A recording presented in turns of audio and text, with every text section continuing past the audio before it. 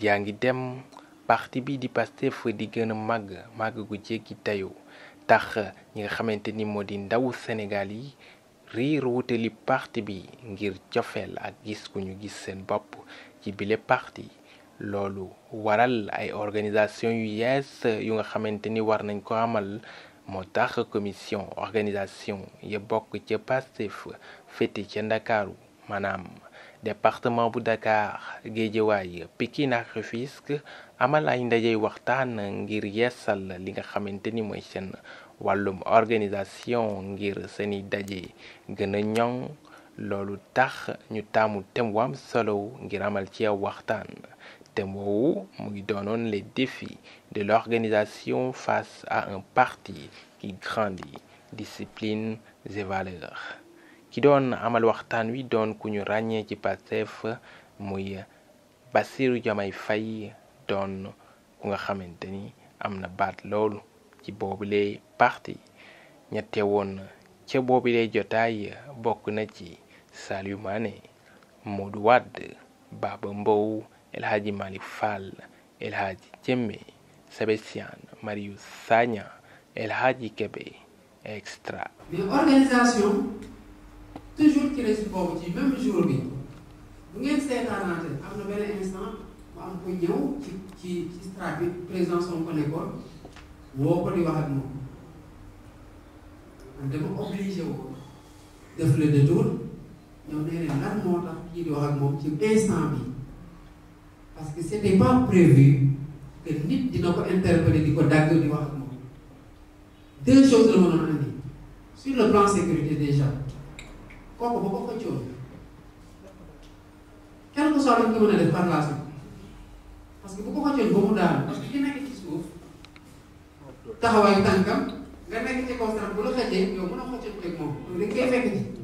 parce que effet pesanteur moo tax mais admettons que ki ko doon wax noonu te du man du kenn ci ñoo xam te ne c'est dans le cercle restreint ku ko waroon mën a def loolu parce que ñun ñëpp kenn naa ko woon def loolu parce que xamoon nañu à quoi s'en tenir donc c'est un élément étranger kooku ba ko xëccoon ba mu daanu ñu ngi filmé en direct image day des loolu mooy des quel que soit succès bu organisation bi naroon am fay boobu moo ko naroon def mais lan moo tax mu am parce que kii waroon rek li nekkoon foofu sur le plan sécurité waru woon bàyyi kenn mu jàll moo entre guillemets violer la discipline bu mu waroon a imposer wu ñu ne ko taxawel fii mu taxaw foofu benn instant moom moo fa jógee ba kenn mën a dugg foofu dem di def incrusté wu dans notre organisation def nañ ko sant donc yow mën nga def ay sacrifice fan dugal ci xaalis yu bari benn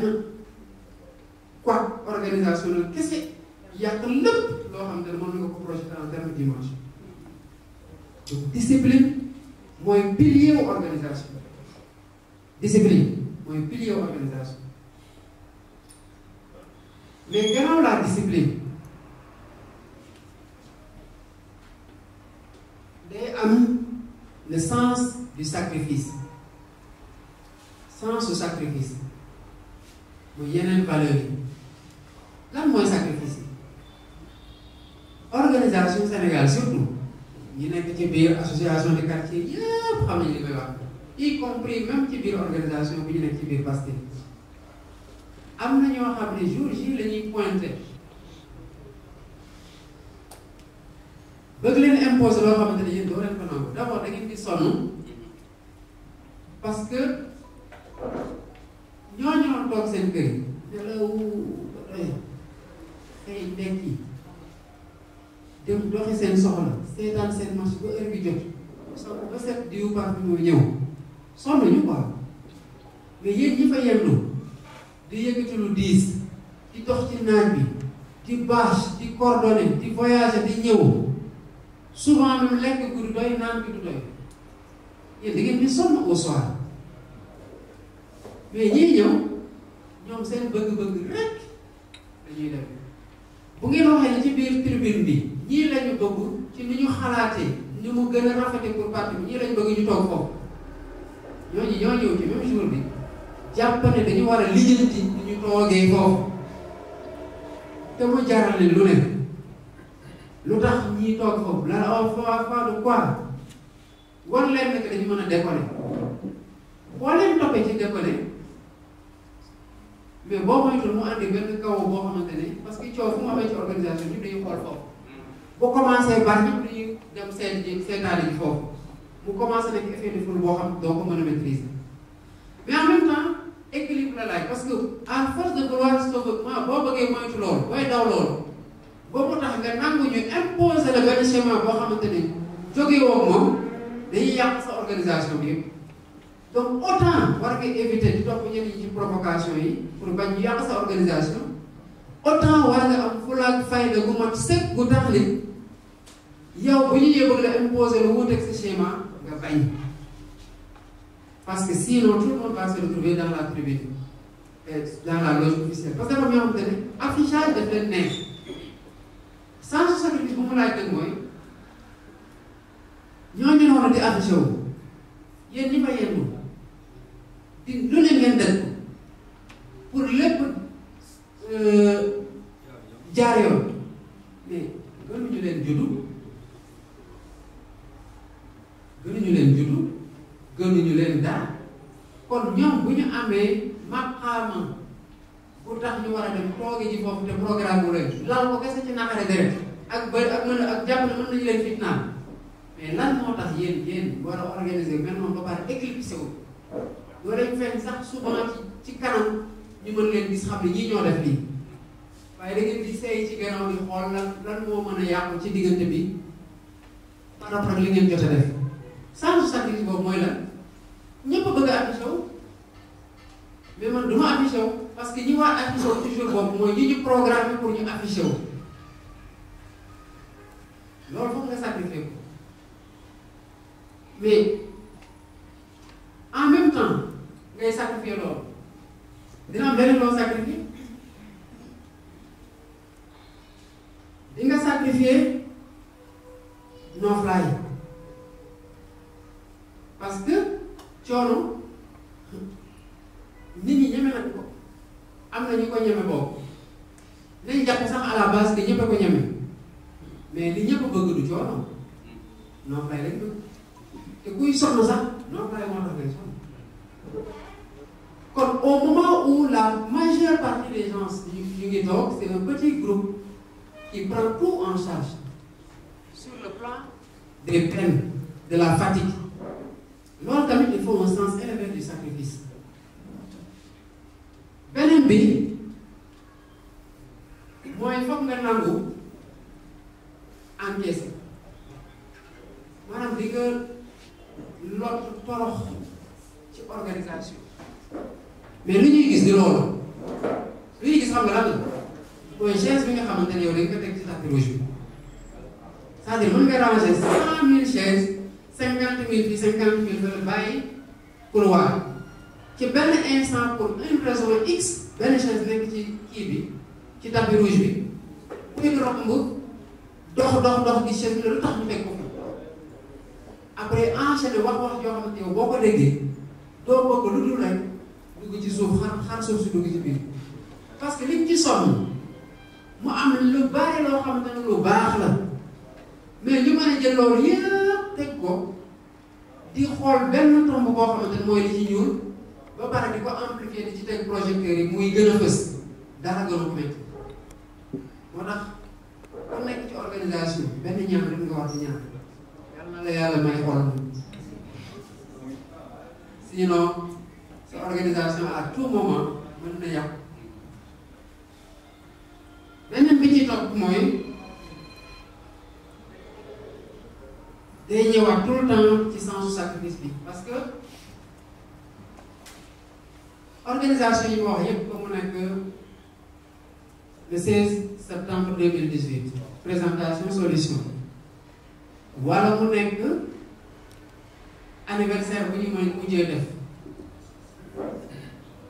ñi ñëw yëpp ne ah waaw mais vraiment c'est très bien organisé wuu affaire bi neexoon day ñibbi de di ko wax mais pendant ce temps là chaises yooyu 2500 chaises wala 3000 chaises bâche yi lépp il faut mu am ñoo xamante ne ñoo ko rangé waat mbuus yi nga xamante ni ñu ko doon naan xool amuñu fi ñu ko sànni ñu teg ko ci suuf foog mu am ñu ko ramassé loolu nag malheureusement bu fekkoon dafa am équipe kaaru ngoon ak kaaru suba mu tane mais yéen ñi nga xamante ni yéen a xëy fajar di def loolu te doo leen bouger parce que foog ngeen defar seen organisation bi sàmm ko aussi de bout en bout yéen ñooñu tamit yéen a nar a toog ranger waa loolu moo tax bu ñëpp ñibbee 20h-21h yéen a ngi fa ba yenn saa yi ba minuit par moment pour certaines organisations sax ba 5h du matin te malheureusement coono googu yëpp nit ñi bu ñu dee ñibbi non Pastef la ñuy wax Pastef moom oui c'est bien organisé c'est maanaam événement bi nañ ko organiser baax le événement bi waa organisation nañu ko organiser baax rarement ngay dégg chapeau aux organisateurs genre baal leen ñu ci terme bi ingratitude la boo xamante ne yow boo nekkee ci organisation tu es obligé de composer avec bu ci lu tuuti yàqoo quel que soit coono boo sol ñépp loolu la ñuy wax mais nu mu defaru sa tur boo moytu doo ko dégg moo tax il est bien que les responsables quelle que soit échelle bi ci suuf nag cellule section coordination ba ca copie bu événement amee nu mu tuuti bu lépp pare bu leen xalaat ni ngeen ñibbee xalaat leen ni ngeen jegee ñu organiser ngeen masawu leen c'est la seule chose parce que loolu dañ koy fàtte et c'est extrêmement important coono waaw góor ñu ko yóbbu mais dina ci am lu bari lu mu ciy yóbbu ba pare da lay njëmbaat ci biir coono boobu ba nga ñemee songaat leneen loo xam ne mën na ñëw te mën na gën a métti parce que organisation bi au départ boo doon installé cellule doo am sax lu toll nii cellule boo doon installé doo am toll nii démb maa ngi doon wax jeunes yi bi ñu doon organiser assemblée générale bu Pastef toll woon n'était pas toll woon nii benn saalu te léegi lañ ko defee ñu mel du toll nii bi ñu fay yoon ñëpp dañ dugg contenance salle bi rek tollul woon nii waxatuma la salle bi fees donc loolu tant que responsable yi ñu ngi sàmmanteeg moom par rapport ak organisateurs yi day tax yow sa critique constructive dañu koy gën a mën a accepter parce que c'est pas parce que nekk nga ci organisation coono am na que nag bu amee lu ñuul kenn du la wax ne lii ñuul parce que sinon mën nga jàpp ne li ngay def baax na doo mos a amélioré ko parce que dootuñu baaram ci loo xamante ni moo la mën a tax war a permettre yow nga amélioré wu te l'organisateur en tant que tel sax buy organisé wu uti ci échec succès la ciy ut ci boobu mais enseignement la ciy ut aussi pour beneen yoon bu eggee mu gën a defar waat par rapport ak li nga xamante ne demeewul woon nu mu ko bëggee woon mais il faut mu ànd ak pédagogie ak dal ak comprendre ne nit bu sonnee bu amoon bari ko muñ li ciy def su toll di paan donc booy wax ak moom da ngay sóoraal ne kii nii xolam bu mënoon muñ sans instant yi peut-être benn la mën a muñ parce que sonn na gis na loo xamante ne dépendul ci moom te neexu ko ci organisation bi parce que le problème de l'organisation dans Pastef mooy organisation boo amee moyen mën nga organiser lu la neex nu mu la neexee coono gi tuuti la ciy def mais boo amee moyen loo organiser lu mu tuuti coono gu bari nga ciy jël te loolu moo tax la répartition de la fatigue aussi fokk ñu koy xalaat mooy yow bu ñu waxee ne dañu organiser ndogu bul toog sa kër ba heure ndogu jot nga daagu nag dem ndogu ji même bu naree demee noonu sóoral na yow fi ngay dem bu ñëpp demee defee ni yow boo eggee di nga ñibbiwaat parce que dara du fa nekk mais sóoral na yow tamit boo nekkoon ci organisation ñu bàyyee la organisation bi yëpp dina métti ci yow loo xamante ne bëggoo woon ñu teg la ko kon bu ko teg keneen se mettre à la place de l'organisateur, des organisateurs, pour essayer de leur faciliter la tâche le maximum possible. Ku ne la war parce que boo ko mënul ci dem jàppale leen ndax sa disponibilité mayu la ko nga mën a laaj lan moo ci laaj xaalis nga génne sa moyen joxe ko parce que nit ñi bu ñu amul charrette bi nga xamante ne moom lañ koy fay pour teg chaise yi dañu obligé di ko gàddu puisque loo fa nekk nag pour gàddu xëy na boo contribuer boo fa nekkul di nga contribuer ci charrette bu ko buy déplacer chaise yi ba éviter nit ñi di ko gàddu. ba mu noppee ki nga xamante ni moo di Khadija Mahécor Diouf di ku ñu ràññee loolu ci Sénégal waaye itam ku ñu ràññee loolu ci parti bii di Pastef. Khadija Mahécor mi nga xamante ni moo jiite mboolem jigéen ya nekk ca Pastef Guédiawaye moom itam sànni na ci ay kàddu ngir rafetlu ndaje woowu.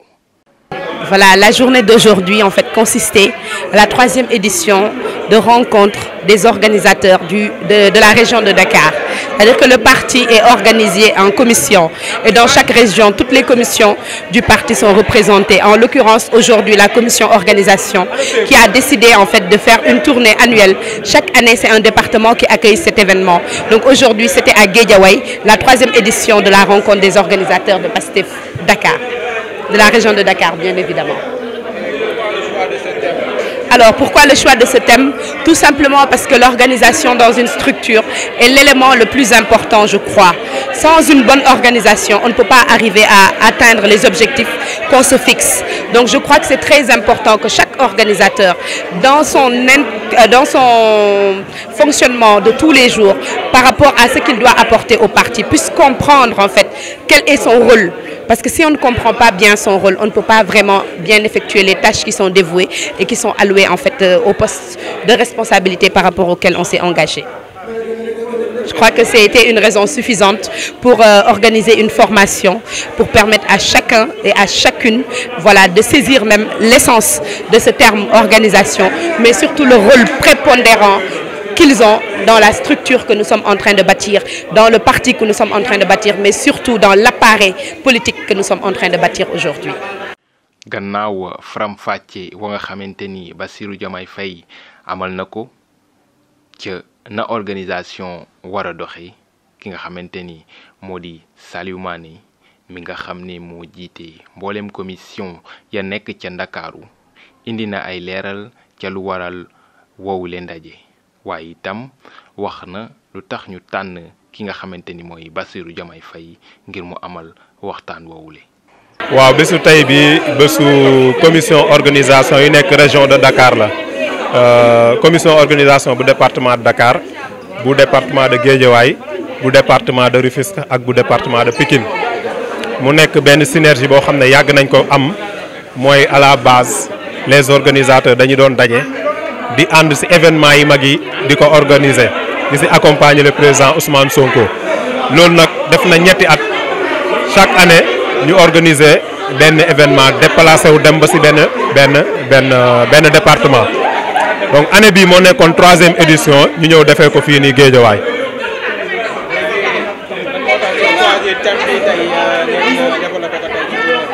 waaw thème mu tey bi mooy ne organisation. discipline organisationnelle yan défi ñooy xaar tey jii nii Pastef bi nga xam te ne parti la boo xam ne mu ngi gën di màgg donc ku mel ni Bassirou Diomaye Faye moom moo traité li nga xam te ne mooy thème bi donc ñu gis ne parti bi mënul avancer sans commission organisation yi parce que commission organisation yi ñoom ñooy gérer de manière pratique bépp politique bépp programme parti bi. donc ñoom ñooy les bras yi nga xam te ne tey jii ñoom ñooy chargé exécution ci terrain bi ak déploiement bi donc mu nekk commission bu stratégique bu ñu soxla boo xam te ne tey jii nii membre commission yi dañu war a jël conscience na ñoom commission bu stratégique la mais aussi les dirigeants les responsables du parti ñu war a xam aussi tamit aspect bi nga xamante ne moom la commission organisation am ci biir parti bi donc looloo taxoon ñu jël thème boobu noonu traité ko waxtaanee ko. léegi li tax ñu choisir la personne de Bassirou Diomaye Faye mooy dans un cadre pratique moom il est membre du COPIL il est président du mouvement des cadres mais aussi dafa nekk côté affectueusement dafa jege commission organisation dafa nekk koo xamante ne daf ñoo naw dafa yàgg gis suñu liggéey daf ñoo bëgg respecté ñu chaque fois bu amee événement bu mag Bassirou Diomaye Faye day ñëw nekk ak ñun partagé ko ak ñun bu laajee remercier mu remercier ñu boo xoolee sax nu mu traité thème bi da ngay xam ne kii day vivre l'organisation moom da koy dund boo xoolee nu mu ko traité yëpp day nekk loo xam te ne da ngay xam ne kii dafa dund organisation quoi looloo taxoon ñu choisir ko. di remercier tey jii nii di remercier tey le coordonnateur du département de Dakar mooy Alpha Ba di remercier commission organisation yëpp yi nga xamante ne ñoo nekk ci région de Dakar c'est-à-dire les 4 départements ak communes yi ko composé.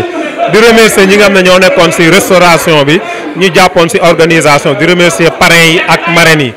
donc di remercier tous les patriotes ñi nga xamante ne jàpp nañ ci fête bi ba mu réussir de près ou de loin ñu gis ñu gisul ñu ngi remercier ñëpp olof dafa ne ku lim juum donc du ñu lim mais vraiment kontaan nañ di leen remercier yéen ñëpp seen teewaay yéen tamit aussi tamit waa Seven Prod Vision tamit ñu leen di remercier bu baax a baax seen taxawaay am na solo. donc dañ fi teewoon tey Guédiawaye pour waxtaanee organisation bi ci biir Pastef maanaam ñi koy saytu ak naka lañ koy saytoo foog naa ne nag lu ñu mën a rafetlu la ci biir mbootaay kuréel gu mel ni Pastef ñi nga xamante ne ñoo yore wàllu organisation xew-xew yi fay am dem ba xalaat ne que lu ñu war di toog di waxtaanee la di xool li ci jag lu ci jagul naka la ñuy joyante mbir mi pour événement bu mënti am xew-xew bu mënti am ñu génnee ci ak